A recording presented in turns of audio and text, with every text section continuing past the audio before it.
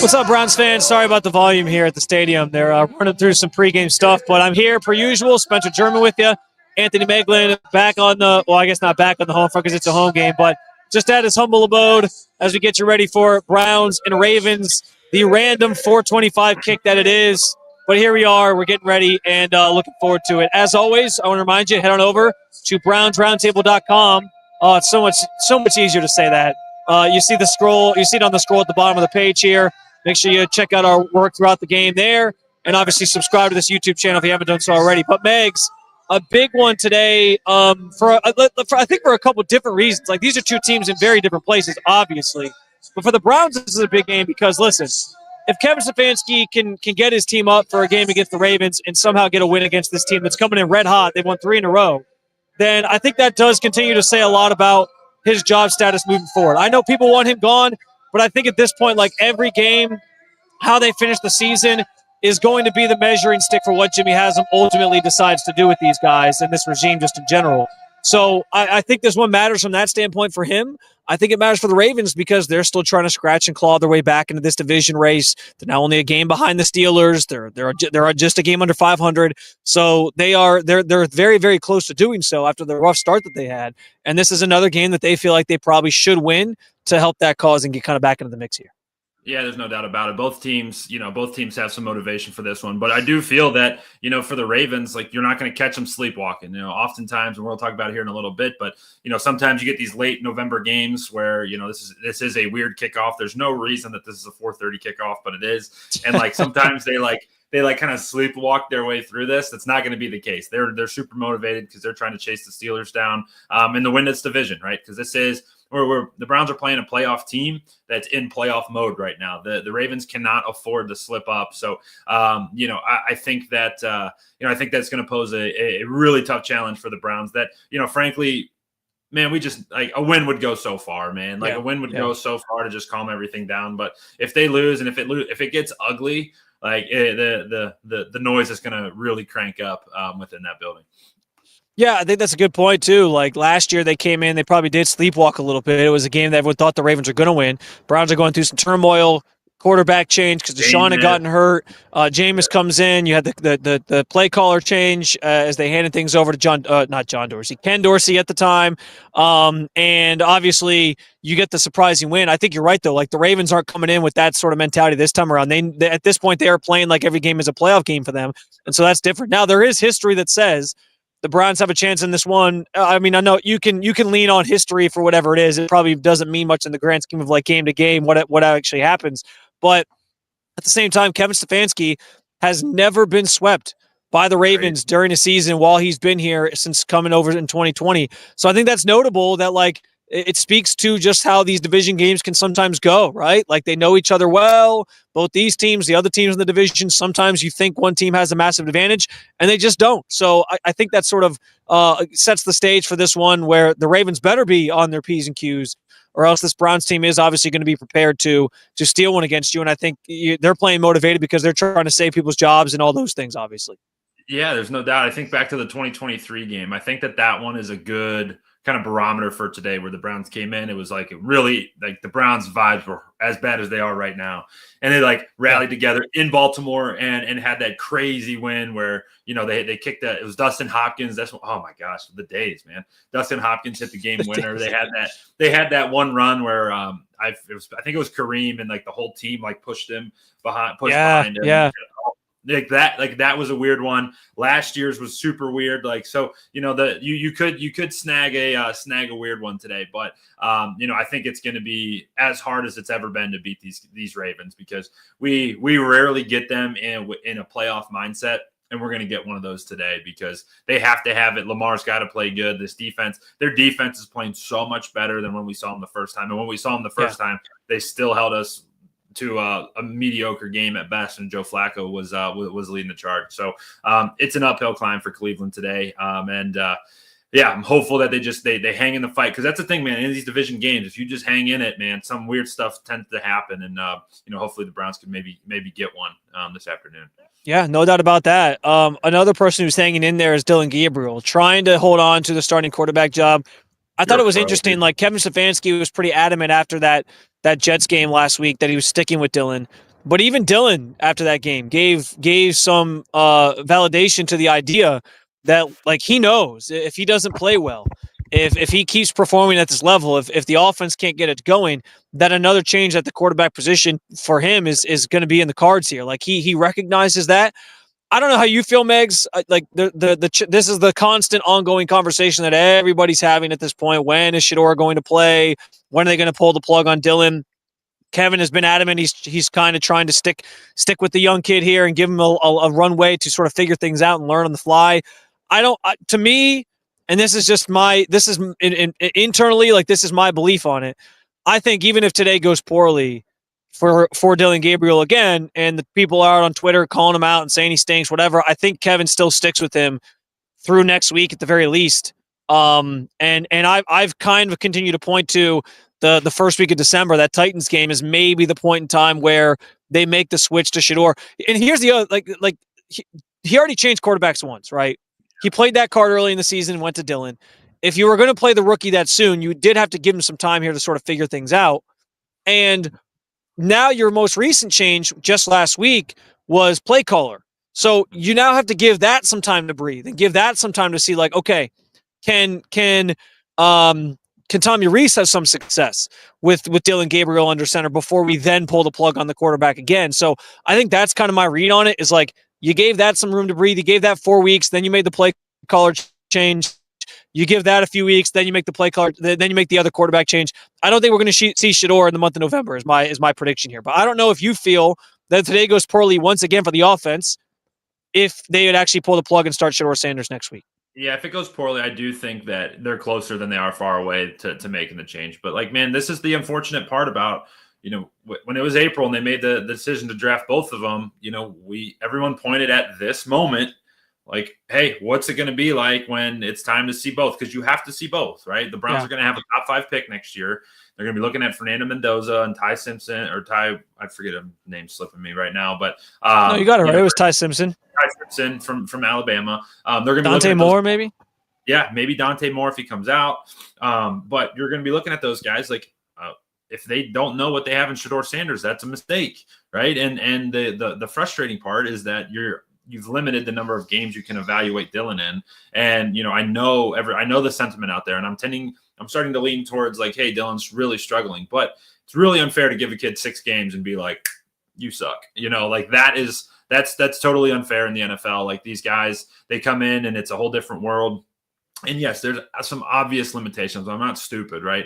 But I do think it's unfair to just throw them to the curb. But you have to at some point. If it goes bad, like really bad again today, I wouldn't be shocked if we get a different answer from Kevin in post game today, where he you and I can kind of read between the lines, but then they start really considering, hey, maybe it's time to give Shedeur the rest of the season just to find out exactly what he's got.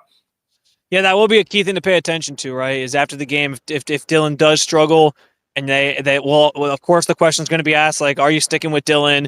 And if Kevin is as quick as he was last week to just be like, yeah, again, growing pains, got to give him some time here, then that's a finite decision. If it's, well, we're going to evaluate everything, or one of those types of answers, which Kevin loves to go to, then you'll know it's a different conversation. So we'll see how that sort of plays out post-game and what this game sort of looks like today.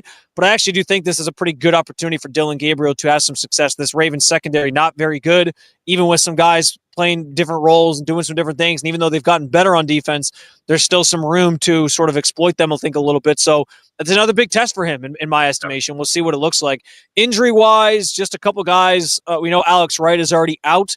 Denzel Ward was listed as questionable initially, and then the Browns, like an hour later, came in and fixed that and said he's going to be okay. He just had an illness on Friday and missed practice. But Malik Collins also leaving practice with what I believe was a oblique injury on Friday, and that made him questionable for this game. He hasn't been ruled out yet, obviously. We'll see what he looks like in warm-ups, but Browns have a pretty long cavalcade of guys up front there that they can sort of rotate through. But obviously Malik Collins has been great this year, so not having him would be a little bit of a blow to that defensive line, but nothing too crazy, I don't think, in that grand scheme of things. And for the Ravens, Lamar missed practice early in the week, but was totally fine the rest of the way. They're missing a few guys, like Rashad Bateman's not playing today, but but I think relatively you're going to see a Ravens team that can still do a lot of what they want to do offensively, especially with the mix and match of Derrick Henry and Keaton Mitchell, who they've started using a lot more out of the backfield. That's the one. The Keaton Mitchell one is the one to me. And I was, you knew Lamar was going to play this week. He has to, right? Yeah. They have to keep their playoff chances alive. But seeing how they're mixing up Keaton Mitchell and Derrick Henry, which, we talk about it a lot, with these running backs, the cliff is not a gradual decline. Sometimes it's like a straight fall off. And like, it feels like Derrick's like closer than he is far away to that. He's certainly still one of the top 5 running back, top 10 running backs in the league. But there's some things this year. Remember the fumbles early on in the year, and then the Browns held him to like 20 yards. In 23, I think it was. Yeah, 23 yards in that first game against Cleveland last year or a few weeks ago. So there are some signs that maybe he's starting to slow down. But what do? Their change of pace is their speed demon Keaton Mitchell, who has been kind of he has shown when he does play against the Browns, when he is healthy, he always does show up. I remember a couple years ago he had a couple big touchdowns against Cleveland in Baltimore. So definitely will be a challenge to defend him and seeing how Baltimore's going to try to attack the Browns on the ground. No doubt about it. Megs, we submitted our predictions over at Browns Roundtable. Big one today, as I said, for different reasons for these two teams. And we'll see what this division matchup sort of holds. But if you want to read our predictions and our explanations behind them, you can find them over there at Browns Roundtable. But we also like to give them to you here in video form for those of you who prefer watching us and following along with us throughout the day and throughout the week. So, Megs, I'll let you have the floor first. What is your prediction for Browns Ravens today? 4:25. They kick things off here in about an hour and 20 minutes from now. Or, sorry, 3 hours and 20 minutes from now. This whole time we've been talking, I've been thinking, like, should I do the Lee Corso thing where he like says one good things about one team? Oh, so you want me to go first and then be like, not so fast, my friend? Is that what you want to do? I was thinking about ditching my prediction, and because I've been negative Nancy here, but I got to stick with it because I just think the Browns are in. I think the Browns are in a bad way right now. It's really it sucks from a fan perspective because everyone can kind of see the writing on the wall and what's going on here, and I don't think all of their problems get fixed today. And they're playing a really good team, and I've talked, spent the whole morning here talking about how this is not only a good team, but it's a motivated group, right? You're not going to catch. They're not going to.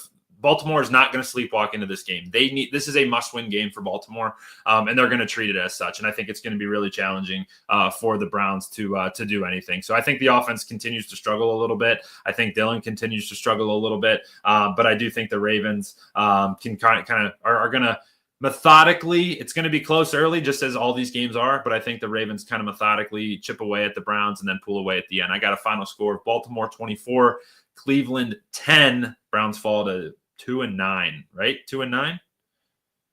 2-8. 2-9? 2-8. 2-8. Fall to 2-8. Yeah, tough one. I think it's going to be a tough one today for Cleveland. That blueprint is so easy to follow, right? Because it's been sort of the story this season. They keep it close for a while, and then the other team just kind of pulls away. And I think that does happen again today. I could see it going into halftime, like maybe it's like 17-10 or 13-10 or 13-7, like something like that. But then I think the Ravens will sort of figure things out and get the offense moving in a positive way in the second half. They talked to this week, the Ravens did, about how this is the best defense they faced all year. So they know what they're up against. They know this team's really good on that side of the ball in particular. And the Browns are going to have their work cut out for them, though, against the Ravens offense that can do a lot. And if their offense can actually finally get into a different gear, we'll see. I do think they're like, listen, this Ravens team, I know their defense is playing better. They're blitzing a lot more because they can't get pressure with the front four, so they blitz a lot. I think that's going to confuse Dillon at times. He's going to see something maybe he hasn't seen yet. And so I don't know. I don't think he's going to have like this amazing game or whatever, but I do think the Browns put up some decent points here. I'm saying they scored 23, which would be their second highest total of the season. I think they scored 23 points against this Ravens defense that I think is still susceptible to some things, but I still think they lose. I'm going 27-23. Ravens get out of here with the win, and they sort of pull away late, and then maybe the Browns are down like 16, 27-16, and then they score a late touchdown, and they do like an onside kick type thing and try to get it back, and they don't. Like something along those lines I think maybe plays out. But I'm taking the Ravens to win because, like you said, they're hot. They're not going to be falling asleep at the wheel today. They're in playoff mode, and I just don't trust this Browns offense, even against a bad Baltimore defense, to do enough to win this football game. Let's go big picture. If that happens, if it's 27-23 and the offense looks good, Give me your prediction on like what post game feels like. I mean, I'm not like, saying the offense is going to look great. I just think like they scored 20 points last week and they looked awful. They still didn't look great. And somehow Dylan was up for AFC offensive rookie of the week. So I don't know, but I mean, I think they can score a little bit on this team. I mean, I think people. I think it'll be like last week. I think it would be like last week where we go in the locker room and guys are like, "Hey, we took positive steps today," and maybe Dylan throws for like 200 yards. You're like, "Oh, Dylan looked pretty." Like, you know what I mean? Like, I think there could be some of that afterwards. Because this team, at least at this juncture, they haven't been broken by the losing just yet. And I think that probably continues today if you play a close game like that. Now, if it's a rout, if it's 41, what was the first score? 41-17, like if it's that again, maybe it's a different story. But I think if you get to like a game that's like within the spread even, which I think is 8, then I think I think this team probably leaves like not happy they lost, but like, yeah, we saw more positive signs today. It'll be the same conversations from last week. Yeah, I think back to the conversation you and I had maybe in like week 2, where we were like, I wonder how many of these games we could do the pregame show and have the same storyline. It was week 4. It was after the Lions game. I remember that. Yeah. And we're here again saying literally kind of it's the same blueprint like you mentioned, but we'll see. Yeah. Hopefully, maybe today we're gonna get maybe we'll get lucky and get a win, but I just don't see it. So. Yeah, we'll see what it brings. Again, 4:25, the kickoff, as you are well aware. The tailgaters are already out there in the Muni lot getting ready. Been a longer day than usual, but everyone seems... I'm looking out the window. Snow's There's a storm coming? Snow. Oh, well, then I better get inside. I'm not standing out here for that. In the meantime, follow along with us during the game. We'll have our game thread going on. Megs and I will both be sort of ripping some stuff in there. I'll have my column go up post-game as things go pretty immediately final. And then after that, we'll join you for a post-game conversation as well. It's all available to you at Browns Roundtable, brownsroundtable.com for any of the written stuff, but right here at the YouTube channel for our video content where you can find also post-game press conferences, more podcast stuff like this. So make sure you follow along and hit that subscribe if you haven't done so already. Thank you for joining us here for this pregame conversation. A little over 3 hours from kickoff here at Huntington Bank Field. We'll talk to you throughout. We'll talk to you after. In the meantime, keep on following along with all things Cleveland Browns with the Cleveland Browns Roundtable.